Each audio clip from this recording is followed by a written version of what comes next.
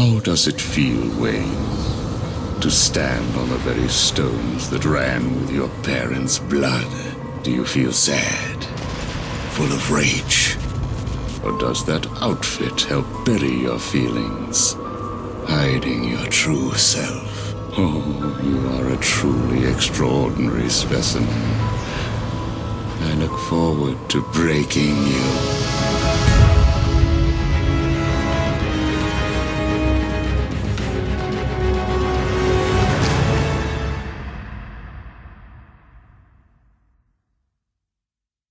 Let's get something straight right off the bat. Arkham City is not Arkham Asylum. City takes a bigger swing than its predecessor, with a larger explorable area, more villains, and a story that pulls from deeper parts of Batman's mythology. And for those reasons, it's become a fan favorite amongst the series, with a lot of people calling it the perfect Batman game. Just like Arkham Asylum is kind of the baseline that most modern superhero games are compared to, Arkham City is the baseline that superhero sequels are compared to. And while my thoughts on the game as a whole maybe aren't as positive as the general consensus seems to be, I do think it does a great job at being a bigger, bolder, and smoother experience than Asylum before it. The combat is improved, there's a second playable character, the world is more open, you can actually glide around places, and there's even a secret buried city with dead robot guardians. This is a far cry from the incredibly contained layout of the last game's island. But in this pursuit of expansion, it's hard to deny that City loses a few key aspects that made the original game work so well. Arkham Asylum was praised for its ability to weave psychological horror elements into a superhero title, complete with claustrophobic hallways, murder cliffs, deranged human experiments, and a crazy warden who thought he was some kind of vengeful spirit. It is a goofy and campy game, yes, it sometimes feels a little bit silly to be taking this incredibly seriously, but Asylum also matched that camp with an equal degree of strange and ritualistic undertones, leading to a general consensus that it features the best atmosphere of the entire series, which isn't surprising considering the comic it's named after looks like this. Arkham City, on the other hand, is not nearly as concerned about being a psychological thriller, it's more concerned about being a good open world game, which is a trade-off that honestly,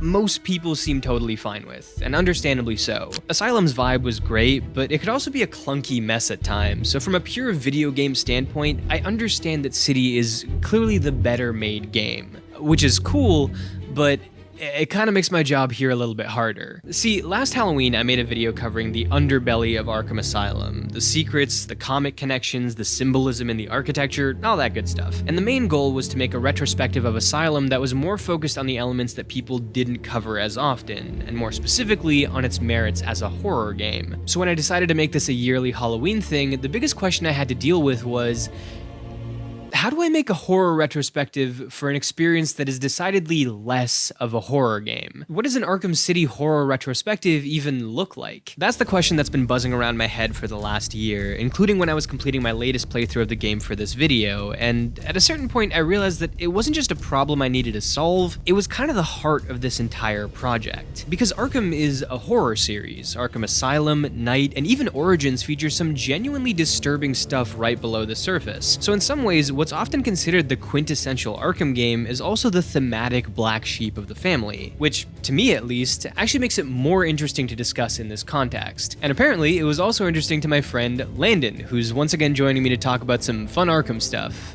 Say hi, Landen. Hi, Landen. You corny piece of shit. Say something like that again and I will end your bloodline, little man. Anyways, Landen's gonna be covering a lot of the big picture thematic stuff, which requires a ton of research and understanding, like, literature and whatever, because he's pretty good at that, and he does it all the time over on his channel, which you should definitely go check out after this. And then I'm going to be focusing on the actual important things, like why there still seems to be a functioning strip club in an open-air prison. But before we get too far in all of this, I have to say, if you're a big fan of these kind of games with horror undertones that really make you want to dig deep into how they were made and what inspired them, to the point that you would watch a video like this that's going through it all, you definitely have to check out the sponsor of this video, Lost in Cult. Lost in Cult is the undisputed king of video game collaborations, from books about games history to physical copies of indie games and soundtracks. But they're probably best known for their design works, which are premium quality, deep dive books that cover the development of titles like Alan Wake, Animal Well, and Outer Wilds. And now they're partnering with Wrong Organ and Critical Reflex to deliver a new design work on one of the most acclaimed games of last year, mouthwashing. You may remember that I was gushing about this game in a video earlier this year, so I am beyond excited that this partnership is happening, because these design works really don't mess around. They're penned by award-winning writers, include exclusive dev interviews, and have all sorts of incredible new details about how these games came together. And best of all, they always have these unbelievably gorgeous, limited deluxe editions that are available during the pre-order window. Mouthwashing's deluxe edition, for example, comes with, of course, the 200-page design works hardcover, along with this really cool Dragon Breath themed box, also postcards, posters, a little psych evaluation form, a 3D papercraft party set, an embroidered patch, and even an entire micro tabletop RPG complete with mouthwashing themed dice. You get the idea. This is not some thrown together merch collab. These are carefully designed premium items that are tailor-made for fans of the game, which is the case with absolutely everything Lost in Cult puts out. The pre-order campaign for mouthwashing ends on November 28th, so definitely go check it out if you want to snag a copy of the deluxe edition. You can also just grab a copy of the standard edition if you want. And if that or anything else I mentioned here caught your eye, you can use the link in my description and use the code ASADMouth, that's ASAD mouth, to get 5% off site-wide, just whatever you want. Thanks again to Lost in Cult for sponsoring the video.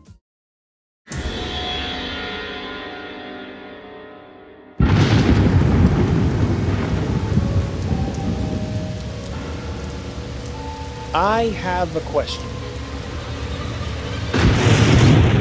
Why Arkham? In all my years of studying these Batman games, one question has eluded me.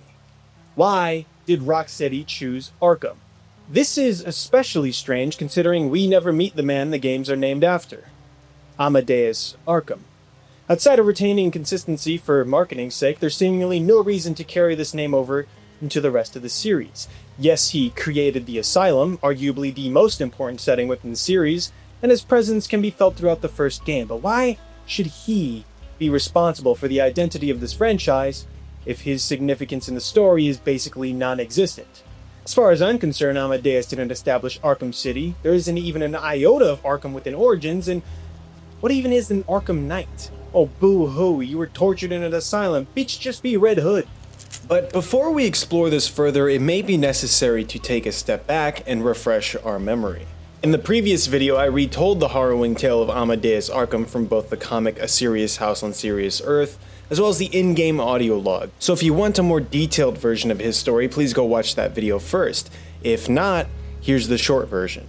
Basically, Amadeus Arkham was a very well-respected psychiatrist within Gotham until one day his mother suddenly passed, and his wife and child were killed by an old patient Amadeus once sought to rehabilitate.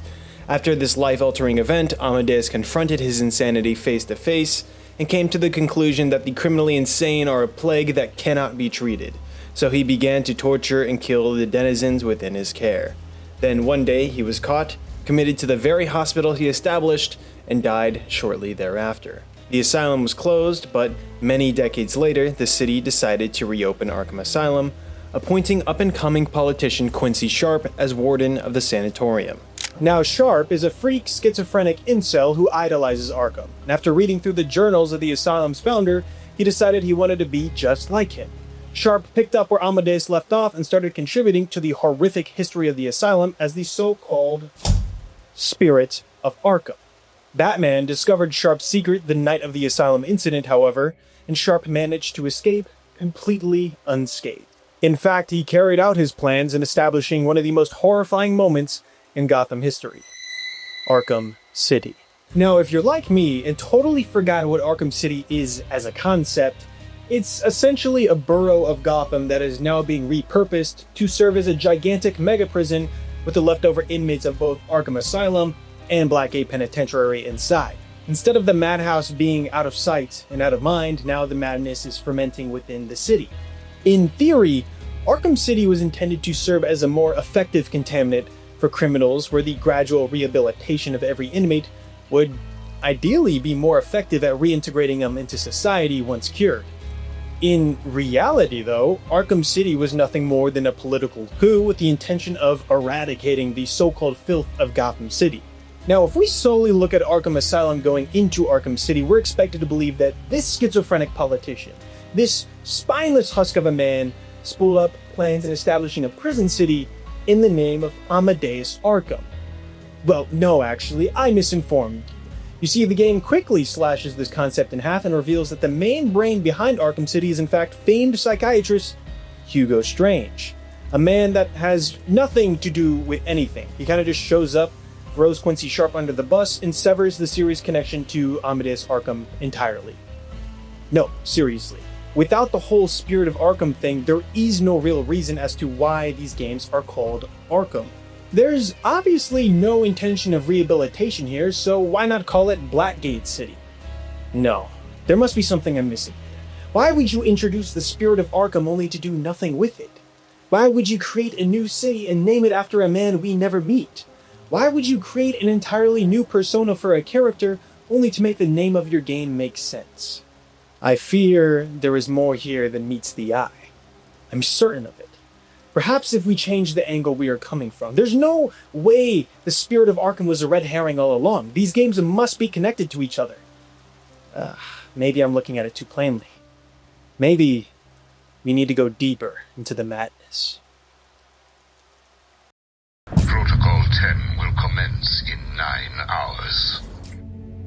Unlike Arkham Asylum, Arkham City doesn't really have a single, central source of comic inspiration. While Asylum did venture well past the confines of its 1989 namesake, the structure, style, and lore of that game does tie back pretty directly to Grant Morrison's seminal work. City, on the other hand, takes a much more liberal approach to adapting source material, really turning this universe into its own thing. As a result, we not only get a significantly expanded roster of characters here, some with reworked backstories, but there's also an entire tie-in comic series that led into the release of this game, covering everything from the end of Asylum to the beginning of City. The comic serves a couple of key purposes. For instance, it gives us insight into the Joker's mindset after his stunt at Arkham, opening with a surprisingly human and contemplative inner monologue from him as he realizes that he's dying and there's seemingly nothing he can do about it. His typical theatrical bravado is much duller than usual as he comes off uncharacteristically downtrodden, believing that he may have told his final joke. Outside of that, we also get a chance to see Bruce's suspicions about the creation of Arkham City in general and the ways that he manages to mitigate its damage before we actually get to the events of the game. But really, the comic's primary goal is to establish the story's big central villain, Hugo Strange. We get to witness his manipulation of former Asylum warden Quincy Sharp firsthand, as he preys on the new mayor's weak will and misguided crusade. We also watch as he coordinates an explosive attack on City Hall, an event that gives Mayor Sharp the bargaining chips to convince the city council to build Arkham City in the first place, claiming that their current method for containing villains simply isn't working. And importantly, we watch him do all of this from the shadows, as Batman struggles to figure out who's even really behind all of this. It's a really great introduction to this version of the character, and if you're at all curious about how Arkham City actually came together, I'd recommend checking this series out. But eventually this all leads us to where the game actually begins, with Bruce Wayne getting intentionally captured and brought into Arkham City as a prisoner, only to immediately break free so he can take control of the situation in there, a direct mirror of what the Joker does at the beginning of Arkham Asylum. This series really loves to pull stuff like this, especially when it's mixed in with some religious allegory. If you watch the Arkham Asylum video, you know how important the themes of rebirth and endless cycles were to that game, and those motifs continue here, with the game opening on a painting of Cain and Abel, the story of the first murder and its roots in man's desire for vengeance, and it ends with Batman and the Joker in the same pose, though it's through totally different means, this time not happening as the result of vengeance, but of self-destruction.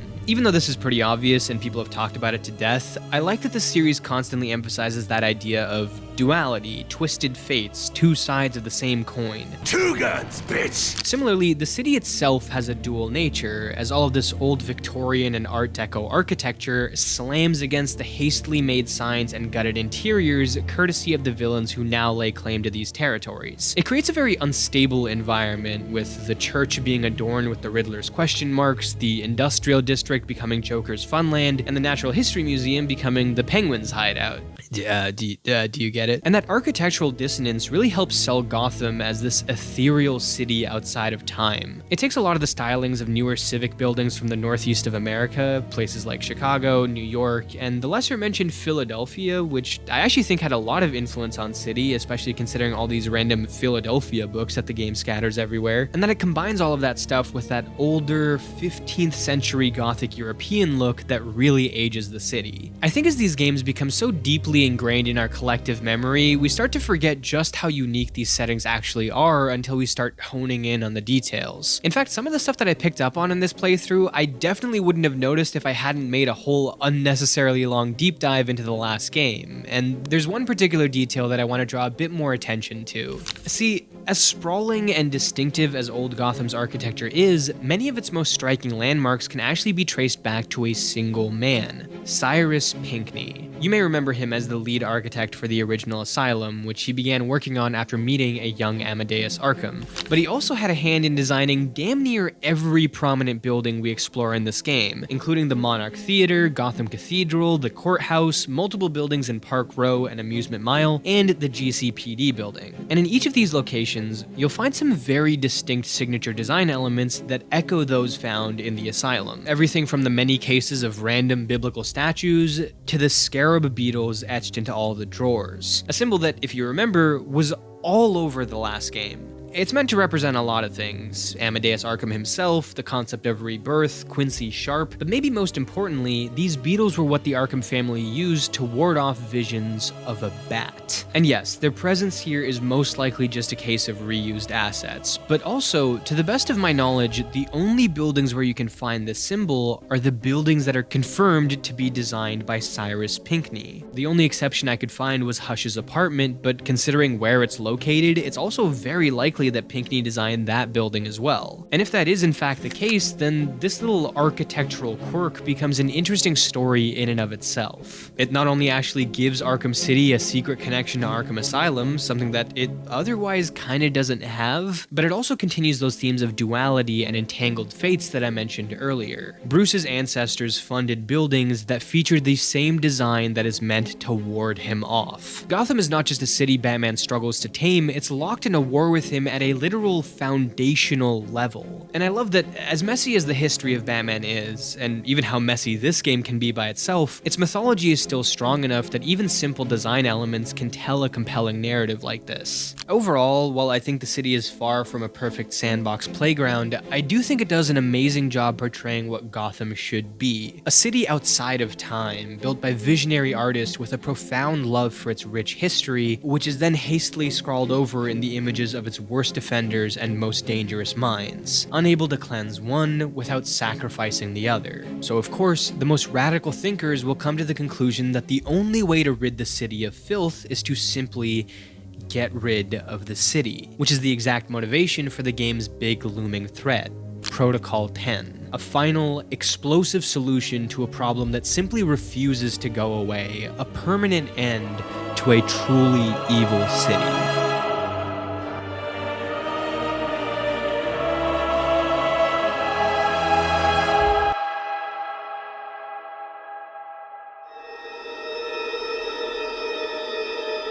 Okay, let's start from the beginning. The very beginning. Why Arkham?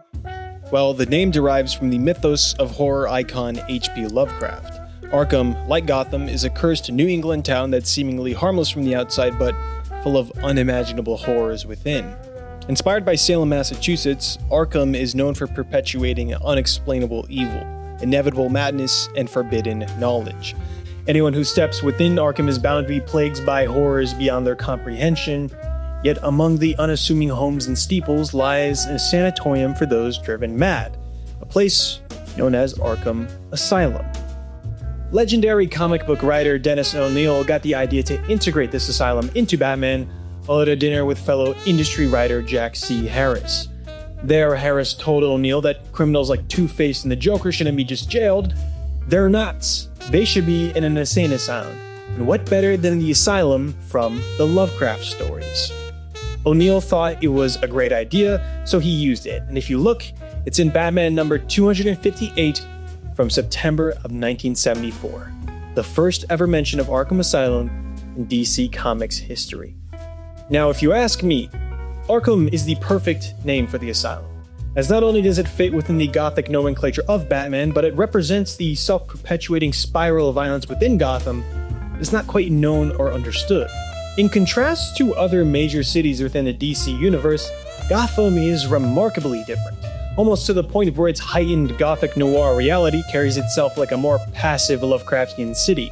A city where some invisible force of chaos is gnawing at the edges of sanity, and the only ones strong enough to fight back are those touched by madness themselves. When playing these games, it feels like Gotham lives within its own microcosm universe. I mean, Arkham City in particular is very deliberate in obscuring the year in which things occur, and there's always been a timeless quality to Gotham within these games that don't represent a distinct past, present, nor future, like Gotham exists out of time and space entirely. Very fitting for a video game that begs you to use your imagination as you gaze upon the Gotham skyline. It almost feels like an impossibly big labyrinth. But perhaps the parallels to Lovecraftian horrors don't end here. No, in fact, they only grow stronger if you look at Arkham City through the context of a Lovecraftian story. During my research, I discovered that Arkham City bears a striking resemblance to the setting of Innsmouth from the famous Lovecraft story, The Shadow over Innsmouth. The Shadow over Innsmouth is a tale that follows a nameless protagonist on a historical tour as he visits the estranged seaport of, well, Innsmouth. Very fitting, seeing as how Arkham City is built off the back of Old Gotham, the earliest colonized borough, now fallen into decay akin to the rotting architecture of Innsmouth. It also helps that a decent chunk of Arkham City is a dedicated seaport within New England. Yes, it's all starting to come together now. But we must go further. Another parallel to be drawn traces to the hidden secret societies within Gotham. In The Shadow over Innsmouth, the catalyst for the unknown horrors that beset the town are a direct result of the esoteric Order of Dagon. Because of their machinations, the town is steeped in tragedy, and not only did the deep ones of Lovecraftian lore purge half the population, but because of them, a large force of federal agents laid siege to the town, implying that a decent portion of Innsmouth residents are killed as a direct result. Sounds very familiar. Now, within Arkham City exist multiple secret societies, but of course the most important is the Occult League of Assassins under the tutelage of Ra's al Ghul. We all know who the League is: ninjas, immortality, and begging Batman to bang Talia.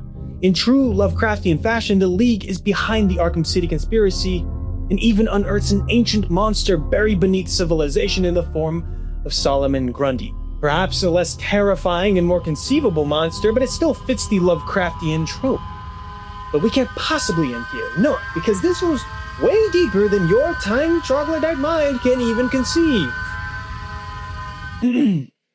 Another similar trope is, of course, the hubristic scholar archetype seen within Hugo Strange, the type of character Lovecraft would write in order to justify his misanthropy. Well, on the surface, Strange is a respected psychiatrist. You can only assume the worst in his character. I mean, come on, just look at the guy. He doesn't want to help Gotham by ridding it of crime.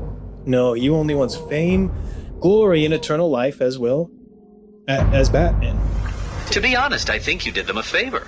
How How do I know that you requested access to all the most forgettable patients and proceeded to melt their brains with the help of that confused milliner? Or did you mean, how do I know that you have been providing the ex-warden with your own special medication? No doubt intended to render his synapses more malleable to your suggestions. Or maybe you are currently wondering if I know about the secret panel in your closet. How it slides back to reveal what you want most. How you sit, wearing that suit, crying into your hands as you question whether you are really worthy. What do you want, Mr. Nigma? It's people like him that make others hate humankind, and given one bad day, one terrible, no good, very bad day, it can send someone down a harrowing path they may never be able to return from.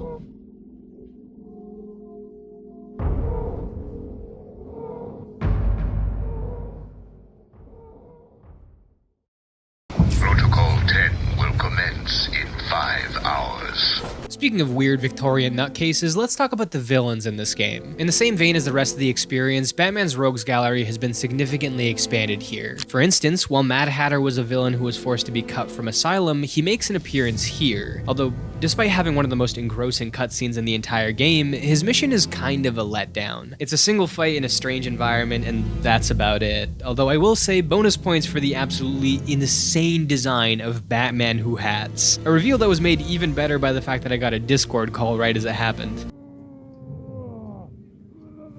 You will do anything I want. No. This isn't right. You can't be doing this! And there's also a really cool implementation of the Calendar Man, whose cell is found at the Gotham courthouse. Usually if you go and visit him, he'll give you some vague dialogue about whatever holiday is coming up next. But if you visit him on those specific days, as in you open the game on real-life holidays like New Year's, Valentine's Day, and Halloween, he'll open up about whatever crimes he committed to commemorate that day in the past. He also shares a special message if you visit him on December 13th, the anniversary of Rocksteady Studios' founding. Hearing his stories on each of the major holidays outside of this will trigger his escape, as the next time you visit him, he's been replaced by a hanged Two-Face thug. But if we're going to talk about the villains, the focus really does need to be on Dr. Hugo Strange, one of Batman's oldest adversaries, and often considered the biggest missed opportunity of this game. In the main narrative, Strange has very little presence. He shows up at the beginning, has a few disembodied voice lines throughout the game, including reminders of when his big plan is set to commence, and then he appears again near the end, only to be immediately upstaged by not just one, but two villains who have been more embedded in the moment-to-moment narrative until this point. And I do agree that at the end of the day, his inclusion feels a little bit redundant. But also, to play devil's advocate, the whole point of his character is that he's not supposed to be in the spotlight. Ultimately, Strange is supposed to be a highly manipulative character who puppeteers a lot of the events of this game, and that means his real value comes in at the macroscopic level, for example, with the audio tapes. In the last game, these tapes were meant to show us the main villains through the eyes of regular doctors, which really emphasizes just how insane they all are in contrast. But in this game, every single interview is conducted by Strange himself, meaning they're less of an expose on the subjects and more a dissection of his character. Through these tapes, Strange is shown to be curious and deeply invested in understanding the hubris of his patients, often setting up scenarios that he thinks might be interesting to observe. For example, he provides the Penguin with a bunch of firearms once he's inside the city to see how it elevates his feud with Joker. What are you up to? Why would you give me of all people, guns, explosives, all this stuff? Arkham City is an experiment, Mr. Cobblepot. A new way of thinking. We've separated you from society, so I am more than willing to study the results if you all just decide to kill each other. He also coordinates the run-in between Two-Face and Catwoman at the beginning of the game, ushering them both to the same location, and pokes and prods at each villain's fatal flaws to see which of them will break. In one such case, he starts using Two-Face's coin himself, and then later returns with multiple coins that look the exact same just to see Harvey short-circuit. And most importantly, we watch him prey on weak-minded people in order to get what he wants, something that we'll touch even more on later. Through all of these tapes, and also that prelude comic, we do see how Strange's fingerprints are all over this experience. I think ultimately Rocksteady developed a pretty interesting character with Hugo Strange. They just made it a little bit harder to get invested in him than they should have, and then made some questionable moves near the end which limit his impact. He's not poorly made, just poorly implemented. But here we get to maybe one of my hot takes about this game, which is that I actually think that almost all of the villains are poorly implemented in this game, including the other two main villains, Ra's al Ghul and Joker. Ra's is just completely underdeveloped. He doesn't show up long enough to have a compelling character, especially when he makes a habit of constantly getting duped every time he shows up, so it's kind of hard to buy him as the secret villain all along. And Joker is good here as the most directly present villain of the bunch. Him giving Batman COVID at the beginning really makes everything feel like a race against the clock, but it's always been a bit weird to me that they clearly wanted to deviate from Joker being the main villain in this game, only for him to then actually become the final boss, but also he isn't the final boss, it's actually Clayface. Replaying this game really made me realize just how infrequently all of these villains show up, and how they all sort of cannibalize one another. I mean, props to the writing team for not having it all come across like pure random noise, but it also does lead to a lot of moments where the game just tries pulling a rabbit out of a hat. Case in point, the little fake Joker Clayface reveal is simultaneously great narratively and also deeply stupid when you think about it in universe. Like, you can literally scan Joker during your fight with him and see that he has no bones. Nothing about that tipped you off, buddy? But as a bit of a bait and switch on the audience, it is admittedly still as fun as ever. I can't complain about it too much. And just as a quick note, in case anybody's interested in reading some fun Clayface comics before the movie next year, I recently read Batman Annual 11 by Alan Moore, and I really enjoyed it. It shows Clayface in a much more tragic light as a creature who just doesn't perceive reality properly anymore, and Batman takes a lot of pity on him in the comic. Unlike the game, where he literally cuts him up with a ninja sword and then lets him explode in a vat of Lazarus hazardous chemicals. Something that, by the way, permanently stops him from being able to reform, which means he's essentially a giant sentient pile of mud after this. Good thing Batman doesn't kill, though. And with those characters out of the way, the only real villains that we have left to talk about are... Okay, listen.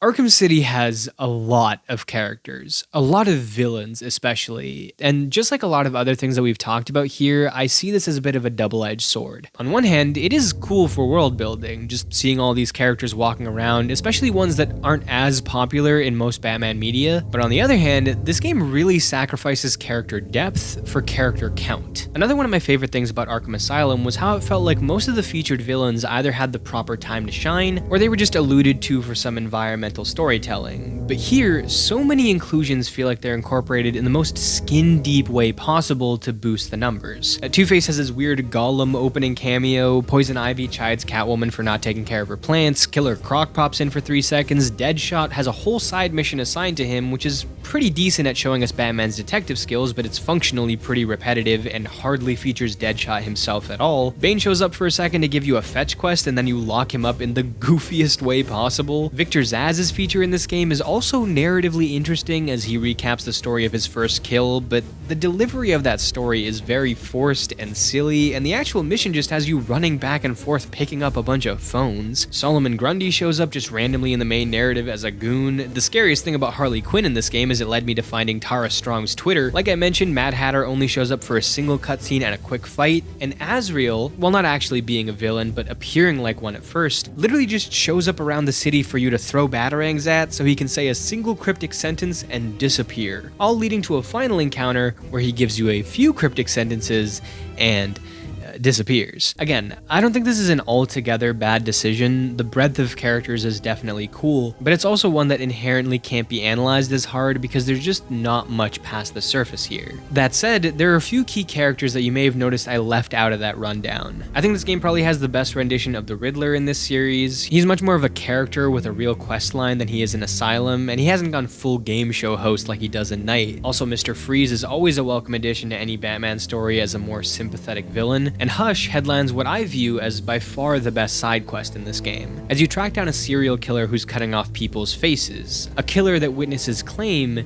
is Bruce Wayne. Not only is this definitely the most tonally consistent mission with some of the other games in this series, but watching the seed of doubt be sown in Oracle's mind that maybe a sick and delusional Bruce could actually be committing these crimes without realizing is really interesting, and something that I think they could have pushed even further by amping up the doubt in Bruce's mind as well. I think this narrative is a fun one to unravel even when you know where it's heading, and my only issue with it is that it leaves on a cliffhanger that doesn't get satisfyingly wrapped up in the next game, but that's also not really this game's fault. But I think my favorite rendition of a villain in this entire game is actually the Penguin. This is just one of the best overall representations of Oz's ratty but effective empire, how everything that makes him good at what he does is also what stops him from being as successful as he could be. Littered around his hideout are exhibits of other villains or goons he's had run-ins with, who now sit inside the museum as trophies, complete with voiceovers from the Penguin recapping their cruel fates. It's a perfect encapsulation of his vanity and narcissism, but also his genuine efficiency, the same character traits that are on full display in his audio tapes with Hugo Strange. I think his entire section of Arkham City is the most fleshed out by far, and puts things like Two-Face's courthouse and even Joker's amusement park section to shame. But even outside of his active role in the story, the Penguin is a fascinating character to me because of his unique connection to Gotham's history, a history that he even mentions himself at the beginning of the game to a captive Bruce Wayne. Oh, you remember me?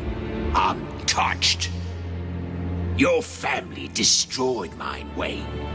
This, well, let's just call this good old-fashioned revenge. It's a simple line, but it alludes to something very crucial about this game. Arkham City is perhaps the most reverent piece of popular Batman media in existence. It goes to extreme lengths to pay homage in any way it can to the character's lore, and in doing so, it really becomes an experience that you can only truly appreciate when you understand that history. Not only the history of Batman, but of the city he protects, and not only the history of the villains, but the concepts those villains represent.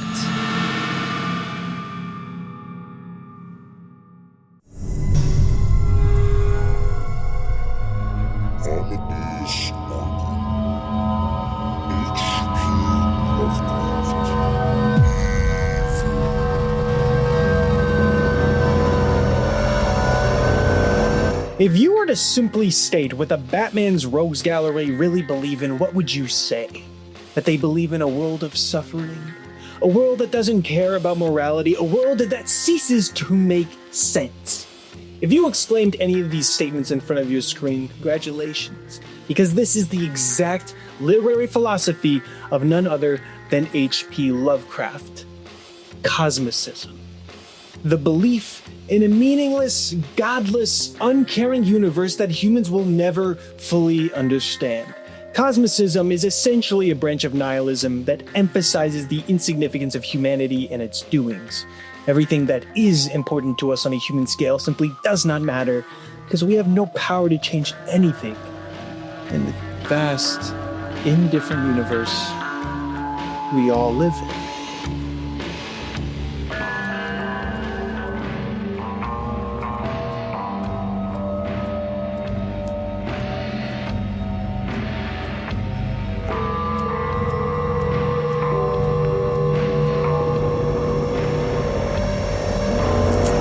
Okay, so if we apply this literary philosophy to the Arkham games, there's a lot to dissect. Of course, there are plenty of characters we can pull from that have certainly been affected by this realization, right?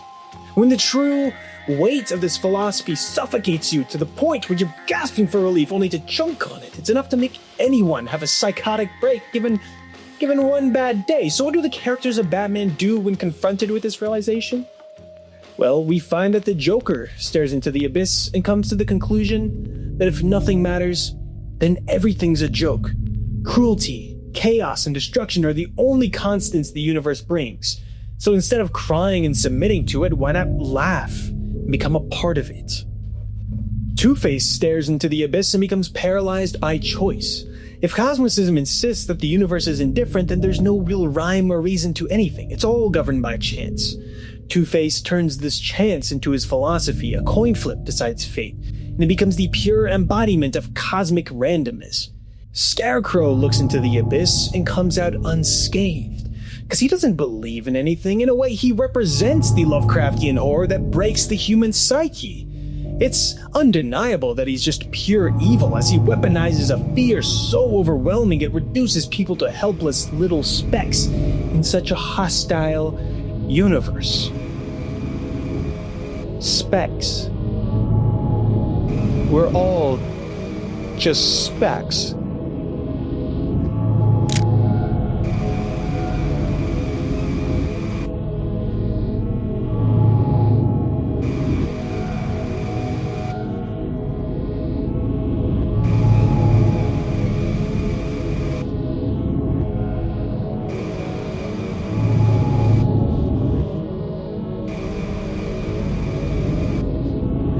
We're all just specks. Of course. I mean, this must be the philosophy behind the Arkham games. Of course it is. Why wouldn't it be? And perhaps this philosophy is personified by a cosmic force in Gotham making people insane, that is leading people to commit horrific actions, driving them to these absurd realizations, and that it must be the same cosmic force that destroyed Amadeus Arkham, that plagued his family with the visions of a giant demonic bat. A bat. Batman. Where does Batman fit into this? He's not hopelessly depressed. He's not evil. Oh my gosh. After everything, after staring at this board for what seemed like an eternity, how could I not see what was in front of me the entire time? These games aren't just called Arkham. It's Batman Arkham. Batman. He's the main focus of the series, not Arkham. Who cares about Arkham? He means nothing. This means nothing. None of this was worth any of my time. Oh, it's so obvious. They just wanted to create an easily marketable name. Nothing more.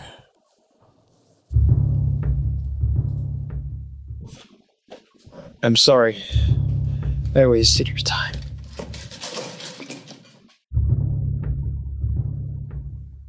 Well, that was a little dramatic. Protocol 10 will commence in 30 minutes.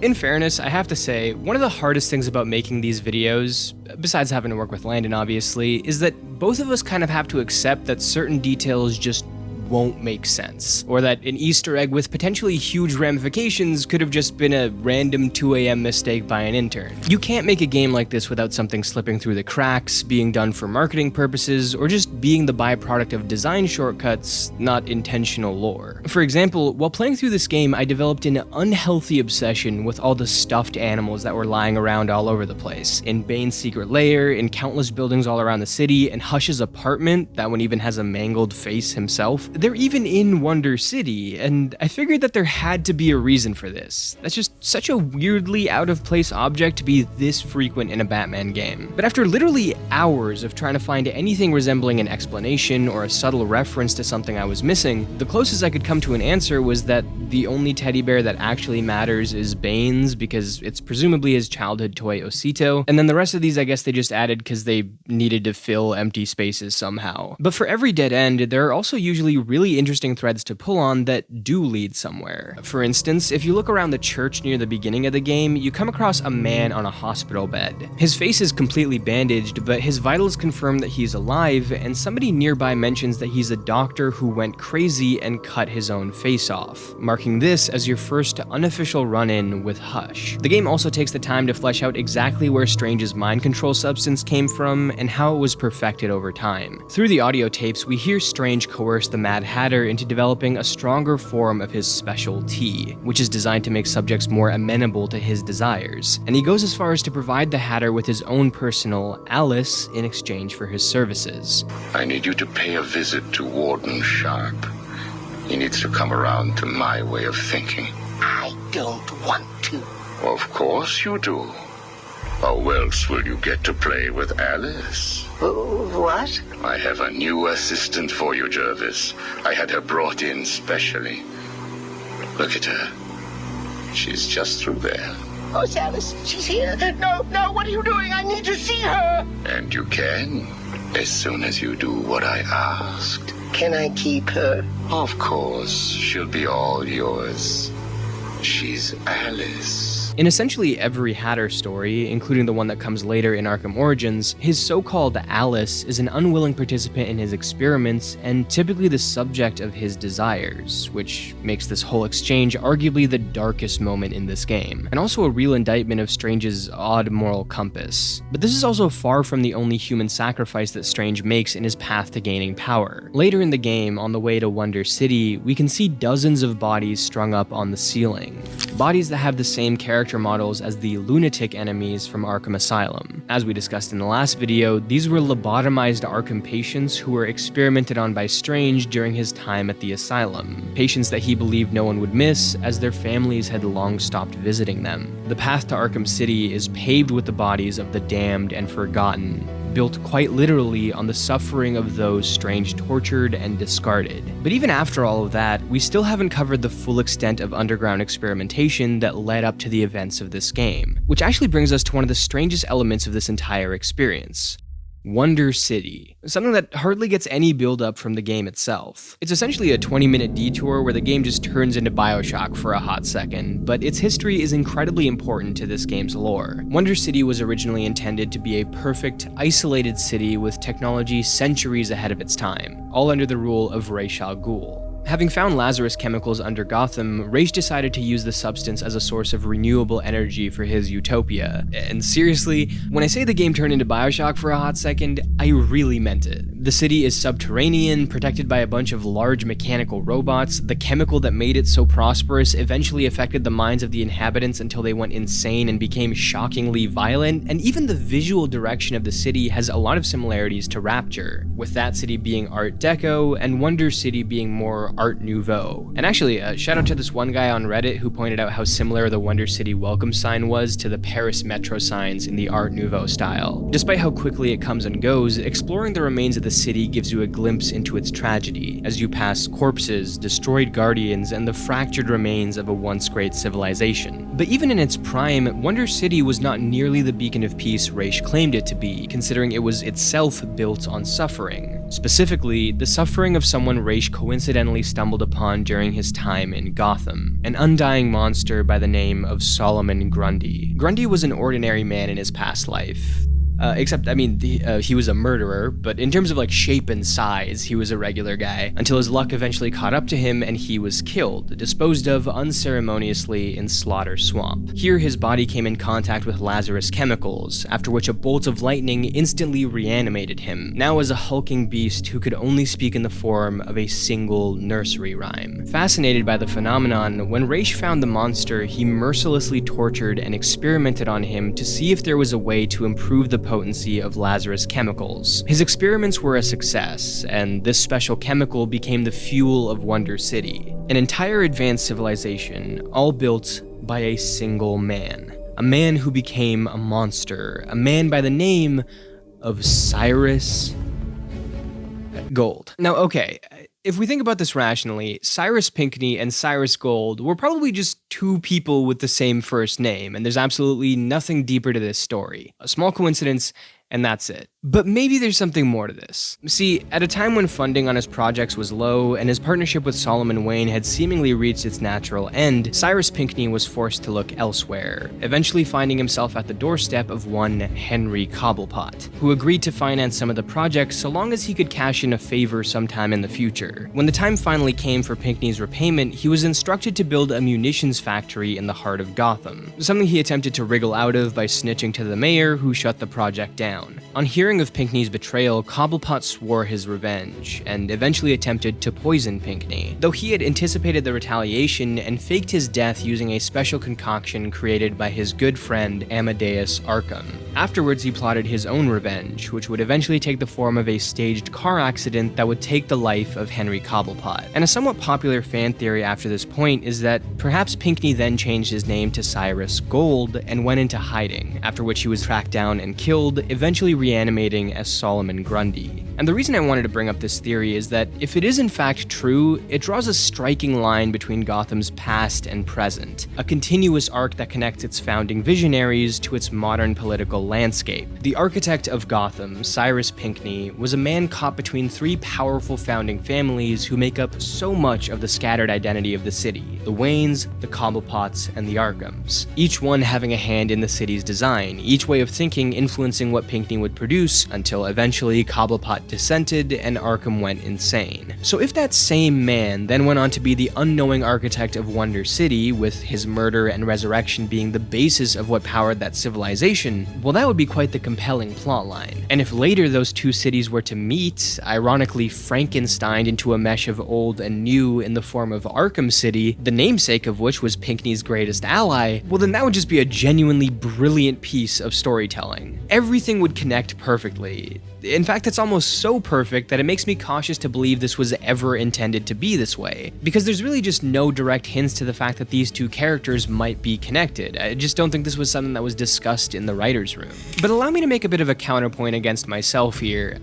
I actually don't think it matters if this was intentional, or even if these two people were the same person. Just like it kinda doesn't matter if Hush's apartment really was built by Pinckney, or if this was an oversight, or if this wasn't even a connection that I was supposed to make in the first place. Because in the last video, I said this. And I know that some of what I talked about here might have exceeded the bounds of what Rocksteady actually included in the game intentionally, but to me, the mark of a great piece of psychological horror is its ability to be consistent enough to allow people to make connections the creators never planned for, and still have the themes and narrative remain intact. And this game absolutely does that. And I think that still holds true here. Coincidental or unintentional storytelling isn't just make-believe. It's the result of engaging, fleshed out arcs and backstories which allow room for the audience to connect the dots, even the ones that the narrative designers didn't realize were there themselves. Ultimately, it doesn't matter if it was the same person involved in all of these events. What matters is the pattern itself, because no matter what, that is consistent. Bloodshed, cruelty, deceit, greed, these are the very things that Gotham was built on, and that continues into whatever year is modern day there. Gotham is a hamster wheel, an eternal loop. Everything that's happening now has happened before, and it happened before that, and before that. And maybe that's just how it is, and how it always will be. And maybe searching for a deeper meaning in all that is pointless. Maybe Arkham City is just a silly game about a silly comic character, and the things that don't make sense about it just don't make sense because they don't make sense. And to think anything else would just be absurd.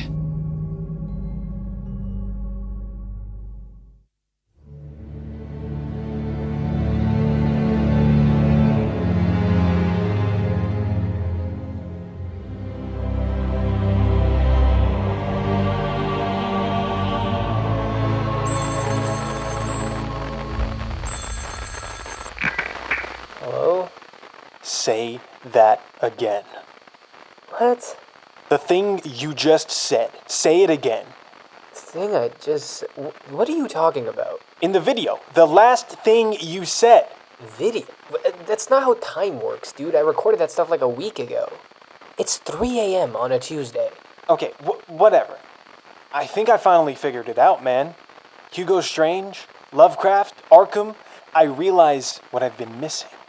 I mean, that's cool, man, but I already cut your section of the video. You sort of freaked out halfway through, and then the rest of the footage was just like 45 minutes of you sobbing in a corner. I know, because it didn't make sense until now. But I finally get it.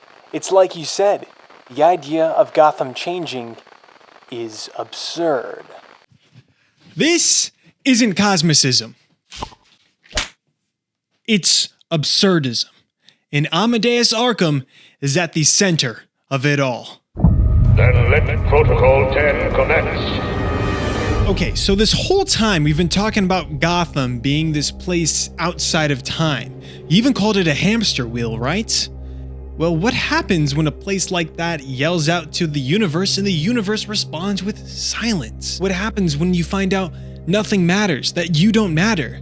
Maybe you try to find an escape, or you try to convince yourself that the silence is not so deafening, but there's another option. You revolt against insignificance. You embrace meaninglessness. You employ a strict fuck it weeball attitude. And this is absurdism. And it defines so much of the overarching Batman universe, but especially the Arkham games. Right. These games always had a sort of zany approach to the Batman mythology. They were like, they were deeply weird and strange, but also very obsessed with the psychology of all of these characters. I mean, every game in the series heavily features doctors and psychiatrists, and the fact that they even started by adapting one of the strangest and most un-Batman Batman comics ever made was a bold move from the jump. Not to mention what we touched on last video. In the end, nothing really mattered. Nothing changed. It was all one big cycle. Arkham Asylum was now Arkham City. What's really improved? And then this game comes in, and it literally starts and ends on the same image. It's practically beating us over the head with the idea that even when everything changes, it's all the same. Even when the Joker dies, he's right back there in the next two games. Exactly. Batman's crusade has always been Sisyphusian. He's always rolling a boulder uphill, only to watch it fall back down again. In fact, the myth of Sisyphus is an excellent example of absurdism. The progenitor of this philosophy, Albert Camus, used Sisyphus as an allegory for the human condition. Life is meaningless. You roll the boulder up just to watch it fall back down again. But in that framework, there's only one way to be free, to live life on your own terms. And that's to rebel against meaninglessness. We revolt by accepting that there doesn't need to be an answer. We stare at something designed to break our spirit and decide to continue anyways. As Camus says, we must imagine Sisyphus happy, which makes Batman the perfect absurdist hero. He knows the world is random, insane, meaningless. He saw it senselessly firsthand as a child, the moment the blood of the Waynes spilled on the cold concrete of Crime Alley. And yet, he chooses compassion.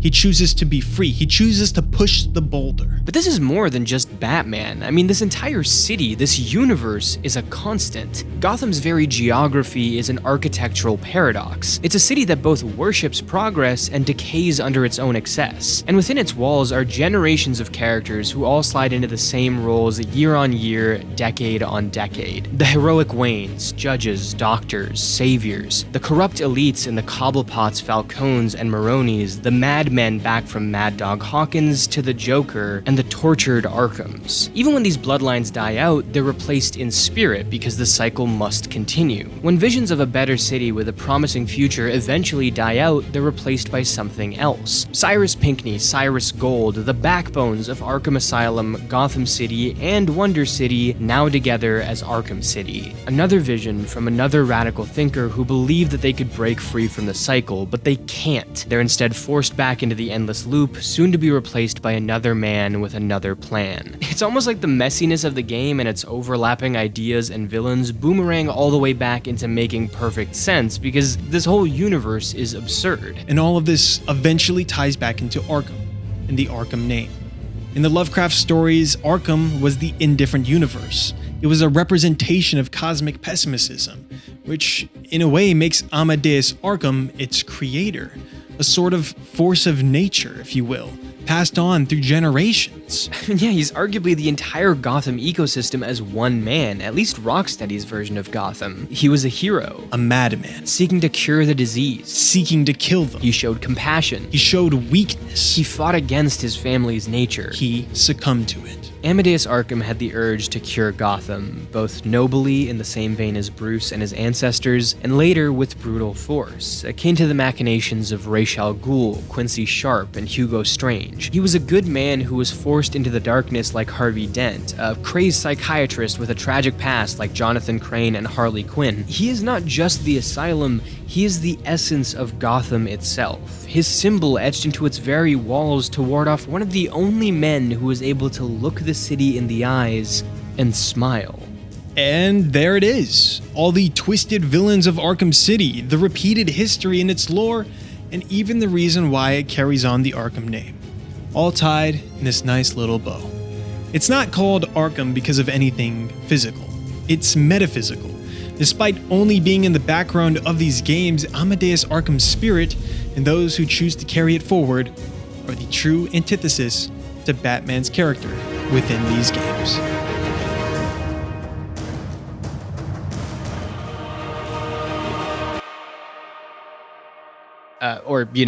Warner Brothers just wanted to make sure people knew this was a sequel to Arkham Asylum. Yeah, that was probably it, honestly. Yeah, this was probably all just meaningless after all.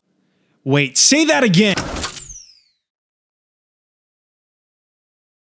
So something that you might have noticed about these Arkham videos is that because of the sort of thematic focus that they have, Landon and I don't get a chance to really talk about things like the combat, traversal, boss fights, all that stuff. But luckily, if you want to hear our thoughts about all of that and a bunch more in a more casual setting, we had a more all-around discussion about Arkham City over on our podcast, Code Cleric. We usually cover a bunch of general game topics over there, like fun urban legends, hot takes, our favorite retro games. But for this episode, we thought it would be fun to continue the conversation about Arkham City over there, since we just had so much else that we wanted to go over. So go check that out. It's on YouTube, Spotify, and Apple Podcasts. We really appreciate your support. I want to thank Lost in Cult again for sponsoring this video. You can check them out in the description. Their stuff is legitimately amazing. Please go check it out. Subscribe if you're new here, and I'll see you all in the next one.